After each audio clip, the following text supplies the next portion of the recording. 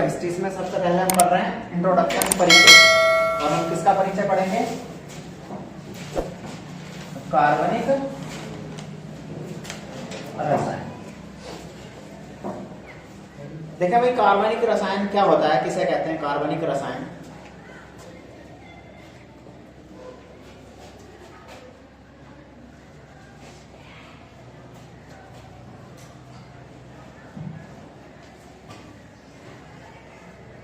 लिखे, मैं लिखा था, ठीक है। वे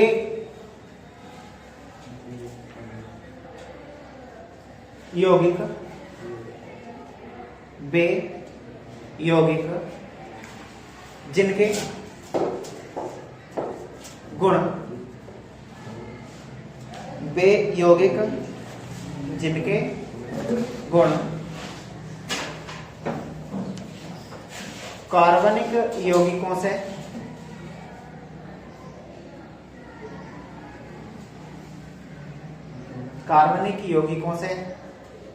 मिलते हैं तथा उनमें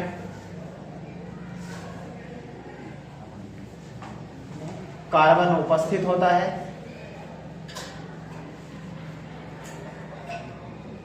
कार्बनिक यौगिक कहलाते हैं। कार्बनिक यौगिक कहलाते हैं।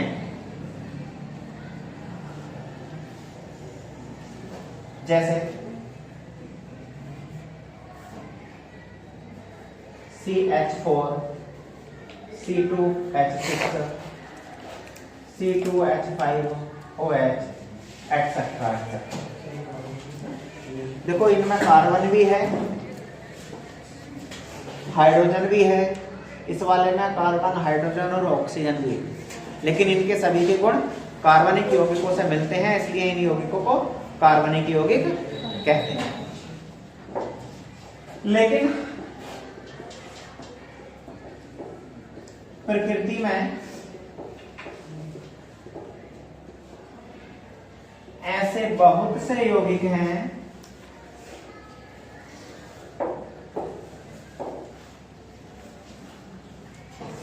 जिनमें कार्बन पाया जाता है,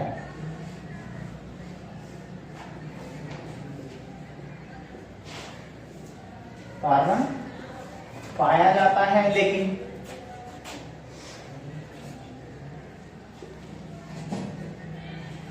वे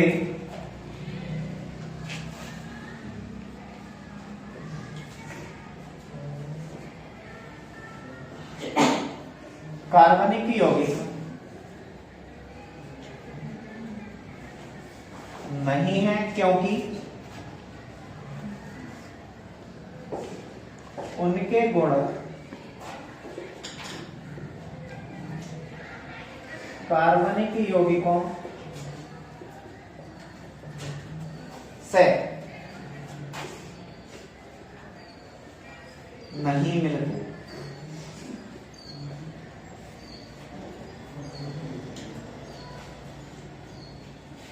प्रकृति में ऐसे बहुत से कार्बनिक यौगिक हैं जिनमें कार्बन तो पाया जाता है, लेकिन वे कार्बनिक यौगिक नहीं है। क्यों? क्योंकि उनके गुण कार्बनिक यौगिकों से नहीं मिलते। एग्जाम्पल के तौर पे हम बात करें, तुमने देखा होगा कार्बन डाइऑक्साइड, जो हम श्वसन क्रिया में छोड़ते हैं, कार्बन उपस्थित है लेकिन कार्बनिक यौगिक नहीं। साइनाइड,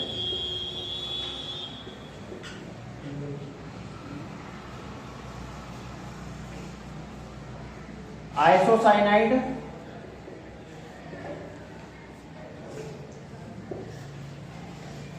साइनाइड, इसका समूह Cn है और बहुत जहरीला समूह है। साइनाइड, आइसोसाइनाइड, आइसोथायोसाइनाइड आदि। तो इनमें कार्बन उपस्थित होता है, लेकिन ये कार्बनिक नहीं है। क्यों नहीं है ये बताया, क्योंकि इनके जो गुण है वो कार्बन के यौगिकों से नहीं मिलते।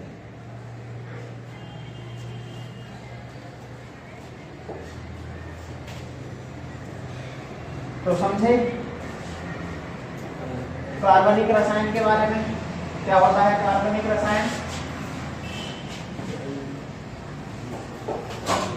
ये हमने पढ़ा कार्बनिक रसायन का परिचय। अब हम पढ़ते हैं कार्बन का क्लासिफिकेशन, कार्बन का वर्गीकरण।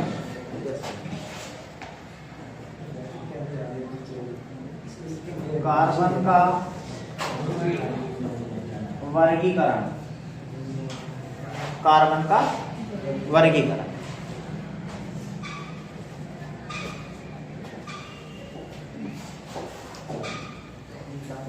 देखो भाई, कार्बन को निम्नलिखित वर्गों में बांटा गया है।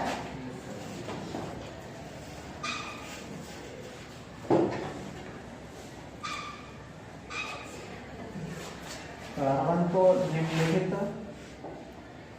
वर्गों में बांटा गया है।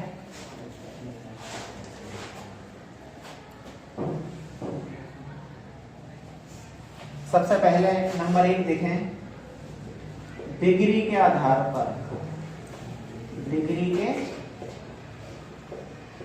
आधार पर, बेसिस ऑन डिग्री, डिग्री के आधार पर कार्बन का वर्गीकरण।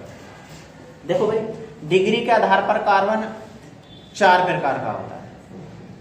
डिग्री के आधार पर कार्बन 4 प्रकार का होता है, और वो चारों प्रकार हैं प्राथमिक, द्वितीयक, तृतीयक और चतुर्थक। Primary, secondary, tertiary and quaternary. देखो मैं एग्जांपल द्वारा समझाऊं।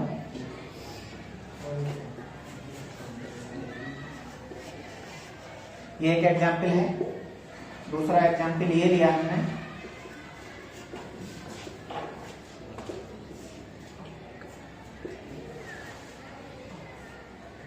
देखें, समझें, वह कार्बन जो अकेला हो या फिर एक कार्बन से जुड़ा हो, वह कार्बन जो अकेला हो, जैसे CH4, ये अकेला कार्बन है, तो अकेला होगा तो अकेले को भी हम क्या कहेंगे, प्राथमिक। या फिर वो कार्बन किसी एक कार्बन से जुड़ा हो, जैसे ये कार्बन एक कार्बन से जुड़ा है, इसको प्राथमिक कहेंगे। अब जो कार्बन 2 कार्बन से जुड़ा हो उसको द्वितीय कहेंगे। ये 2 से जुड़ा है इधर और इधर, 2 से जुड़ा है द्वितीय, और जो 3 से जुड़ा होगा उसको तृतीय, और जो 4 कार्बन से जुड़ा है उसको चतुर्थक। तो देखें, ये वाला इधर और इधर 2 कार्बन से जुड़ा है द्वितीय, ये वाला इधर और इधर 2 से जुड़ा है द्वितीय, ये वाला इधर इधर इधर और इधर 4 से जुड़ा है, ये वाला 1 से जुड़ा है, इधर केवल एक तरफ, ये वाला 2 से जुड़ा है, और ये वाला ऐसे, ये वाला भी प्राथमिक होगा, ये भी प्राथमिक होगा, ये भी प्राथमिक होगा, लेकिन ये चतुर्थक होगा। इसमें 1 2 3 4 कार्बन से कनेक्ट है, तो इसलिए ये चतुर्थक होगा। ठीक, ये भी प्राइमरी होगा, ये सेकेंडरी होगा, ये सेकेंडरी होगा, और ये भी सेकेंडरी होगा। ये वाला टर्सरी होगा, 3 से जुड़ा है, देखें 1 2 3। ये वाला टर्सरी होगा, 1 2 3 तरफ जुड़ा है। ये वाला प्राथमिक होगा और ये वाला भी प्राथमिक होगा। ये सेकेंडरी होगा, ये प्राथमिक होगा, ये क्वार्टेनरी होगा, ये सेकेंडरी होगा, प्राइमरी होगा, प्राइमरी होगा, प्राइमरी होगा, प्राइमरी होगा, और ये भी क्वार्टेनरी होगा। समझे क्या? सिंपल सी बात है, जब कोई कार्बन एक कार्बन से जुड़ा होगा या अकेला होगा तो वो प्राथमिक, जब 2 कार्बन से जुड़ा होगा द्वितीयक, 3 से जुड़ा होगा तृतीयक, और 4 से जुड़ा होगा तो वो चतुर्थक होगा। क्लियर?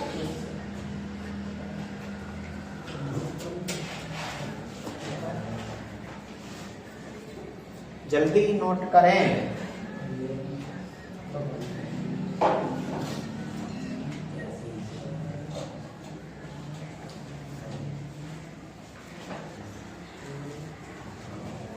फास्ट।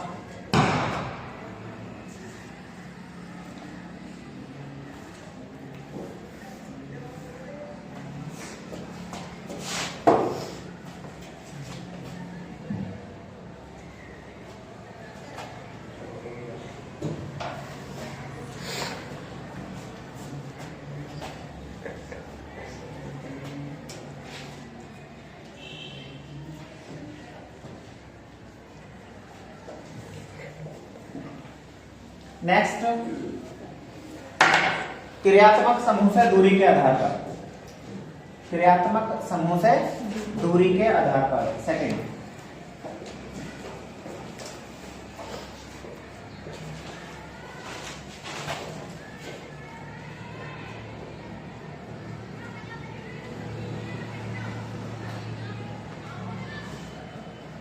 देखें भाई, क्रियात्मक समूह से दूरी के आधार पर क्लासिफिकेशन। देखो, जिस कार्बन पे क्रियात्मक समूह लगा होगा या जिस कार्बन पे क्रियात्मक समूह जुड़ा होगा उस कार्बन को कहेंगे अल्फा। जो कार्बन अल्फा से जुड़ा होगा उसको बीटा, और जो बीटा से जुड़ा होगा उसको गामा। बाकी जितने बचेंगे उसको डेल्टा कहेंगे। जो कार्बन क्रियात्मक समूह से डायरेक्टली जुड़ा है अल्फा, अल्फा से जितने जुड़े हैं बीटा, बीटा से जितने जुड़े हैं गामा, बाकी जितने बचे डेल्टा।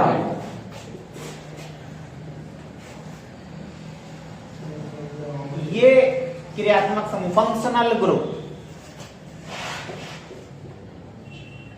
ऐसा लिखा है। तो डायरेक्टली इस कार्बन पे अल्फा, देखो डायरेक्टली इस कार्बन पे क्रियात्मक समूह जुड़ा तो ये अल्फा हुआ। अल्फा से जितने कार्बन जुड़े, कितने जुड़े अल्फा से, एक तो ये और एक ये, तो ये क्या कहलाएंगे, बीटा। अब बीटा से जितने जुड़े वो गामा। बीटा पे एक तो देखो ये जुड़ा, ये गामा हुआ, और बीटा पे एक ये जुड़ा, ये गामा। ऐसे बीटा पे एक ये जुड़ा, ये गामा, एक ये जुड़ा, ये गामा। अब गामा पे जितने जुड़े हों, या यूं समझें कि गामा के बाद जितने कार्बन बचते हैं वो सभी डेल्टा कहलाते हैं। तो ये भी डेल्टा, ये भी डेल्टा और ये भी डेल्टा। एक एग्जांपल और समझ लें, एक मिनट, इस तरीके से समझो। देखो ये CH3, CH2, CH2, CH, CH2, CH, CH3, और ये बना CH3, और यहाँ आया तुम्हारा क्रियात्मक समूह, कोई भी ऐसा जेड, कोई भी क्रियात्मक समूह हो सकता है। क्रियात्मक समूह जानते हैं ना, क्या होते हैं क्रियात्मक समूह? क्रियात्मक समूह वे होते हैं जिनसे किसी भी कार्बनिक यौगिकों के भौतिक और रासायनिक गुणों का निर्धारण होता है, वो क्रियात्मक समूह होते हैं। जैसे एल्डिहाइड, पता लगता है कि एल्डिहाइड है। एल्कोहल, OH, पता लगेगा कि हाँ ये अल्कोहल है। तो CH3OH है तो उसे मेथिल अल्कोहल कहोगे, C2H5 है उसे एथिल अल्कोहल कहोगे। तो जो क्रियात्मक समूह क्या होते हैं, वे होते हैं जो किसी कार्बनिक यौगिक में उसके भौतिक और रासायनिक गुणों के लिए उत्तरदायी होते हैं, या उसके भौतिक और रासायनिक गुणों की जानकारी देते हैं। देखें डायरेक्टली ये फंक्शनल ग्रुप इस कार्बन पर जुड़ा है, तो ये वाला कार्बन है अल्फा, ये वाला बीटा, ये वाला गामा, और ये डेल्टा। ये अल्फा, ये बीटा, और ये गामा, ये डेल्टा। और यहां जो मैंने लिखा है, यहां ये बात समझें कि देखो, अगर तुमसे पूछे कि भाई अल्फा का हाइड्रोजन बताओ कितने हैं, या तुमसे पूछे बीटा हाइड्रोजन बताओ कितने हैं, तुमसे पूछ सकता है कि गामा हाइड्रोजन बता दो कितने हैं, और तुमसे पूछ ले डेल्टा हाइड्रोजन बता दो कितने हैं, तो काउंट करोगे और बता दोगे। देखो अल्फा पे एक हाइड्रोजन, तो अल्फा हाइड्रोजन कितना हो गया, एक। अब बीटा पे काउंट कर लो, एक बीटा ये हुआ और एक बीटा ये हुआ, 4 हो गए। तो ये कितने हो गए, 4। अब गामा पे 2 ये हुए और एक ये हुआ, 3। अब डेल्टा कितने बचे, 3 ये बचे और 3 ये बचे और 3 ये बचे, कितने हुए, 2। जानकारी प्राप्त हुई। अल्फा हाइड्रोजन कितने हैं, बीटा हाइड्रोजन कितने हैं, और गामा हाइड्रोजन कितने हैं। नोट करें जल्दी।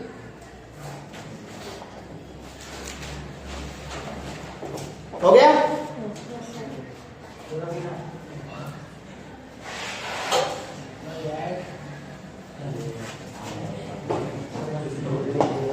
नंबर 3 देखें, संकरण के आधार पर।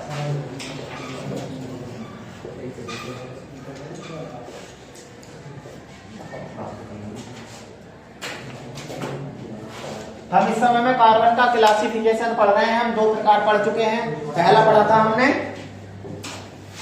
डिग्री के आधार पर, दूसरा पढ़ा हमने क्रियात्मक समूह से दूरी के आधार पर, तीसरा हम पढ़ रहे हैं संकरण के आधार पर। देखो ये एक ट्रिक है, और इसमें जो लागू होती है केवल और केवल कार्बनों पर लागू होती है। ओनली फॉर कार्बन,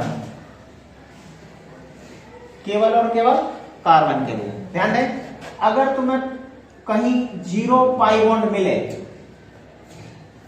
तो वहां संकरण होता है sp3।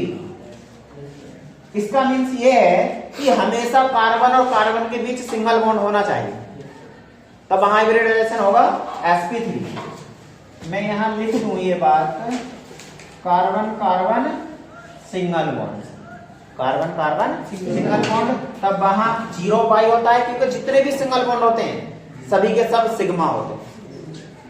जितने सिंगल बॉन्ड सभी सिग्मा बॉन्ड। 1 पाई तब हाइब्रिडाइजेशन होगा sp2, और इसकी पहचान होगी कि कार्बन कार्बन कम से कम एक सिंगल बॉन्ड होगा, कार्बन कार्बन एक डबल बॉन्ड, सिंगल नहीं डबल। ये भी पहचान रहे कि जो पाई बॉन्ड है वो कभी भी अकेला नहीं आता, हमेशा सिग्मा के साथ आता है। सभी सिंगल बॉन्ड सिग्मा बॉन्ड होते हैं, लेकिन जब कहीं 1 पाई बॉन्ड मिल जाए तो उसका मतलब होगा, 1 पाई का मतलब होगा कहीं डबल बॉन्ड है, और जहां डबल बॉन्ड है तो उसमें एक सिग्मा होगा और एक पाई होगा निश्चित रूप से। 2 पाई हाइब्रिडाइजेशन बनेगा sp, और इसके लिए कार्बन कार्बन ट्रिपल बॉन्ड होना चाहिए, या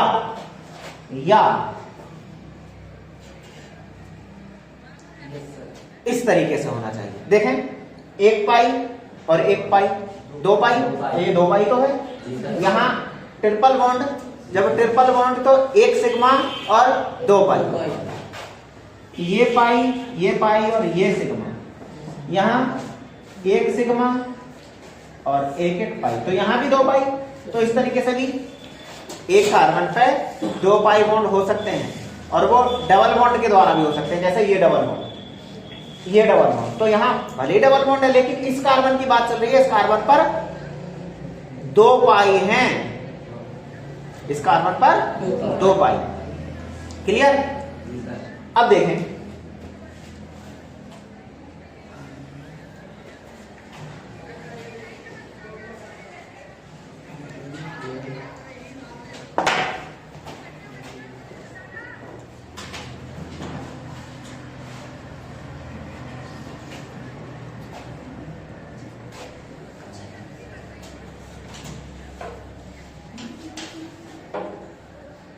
एक एग्जाम्पल दूसरा देख लें।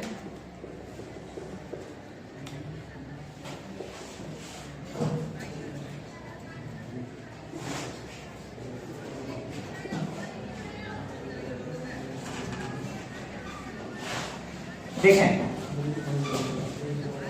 सिंगल बॉन्ड, देखो इनकी जो वैलेंसी पूरी हो रही होगी वो हाइड्रोजन से पूरी हो रही होगी। सभी सिंगल बॉन्ड, तो कैसा हाइब्रिडाइजेशन होगा इस कार्बन पर? sp3। अभी बताया ना, देखो 0 पाई sp3, 1 पाई sp2 और 2 पाई sp3, याद रहे। ठीक है, तो ये जानकारी भी प्राप्त हो गई कि 0 पाई कब होता है, जब कार्बन कार्बन सभी सिंगल बॉन्ड हो, तब वहां 0 पाई होता है। कार्बन कार्बन अगर एक जगह भी डबल बॉन्ड आ गया तो वहां 1 पाई हो गया और 1 सिग्मा। अगर कहीं कार्बन कार्बन ट्रिपल बॉन्ड आता है तो वहां 2 पाई और 1 सिग्मा, तब हाइब्रिडाइजेशन होगा sp। देखो इस पर डबल बॉन्ड, तो क्या होना चाहिए? sp2, 1 पाई 1 सिग्मा। काउंटिंग 1 2 3, ये इसमें भी काउंटिंग होगी और इधर भी काउंटिंग होगी, दोनों तरफ काउंट होता है। इसमें भी हाइब्रिडाइजेशन क्या बनेगा? sp2, यहाँ सिंगल बॉन्ड तो sp3, यहाँ ट्रिपल बॉन्ड तो 2 पाई हो गए, और जब 2 पाई होता है तो sp2, और यहाँ भी sp2 नहीं भाई, 2 पाई तो sp, और ये sp, ये sp3 और यहाँ भी sp3। ये देखा डबल बॉन्ड तो sp2 और ये भी डबल बॉन्ड तो sp2। ये आप मुझे करके बताएंगे।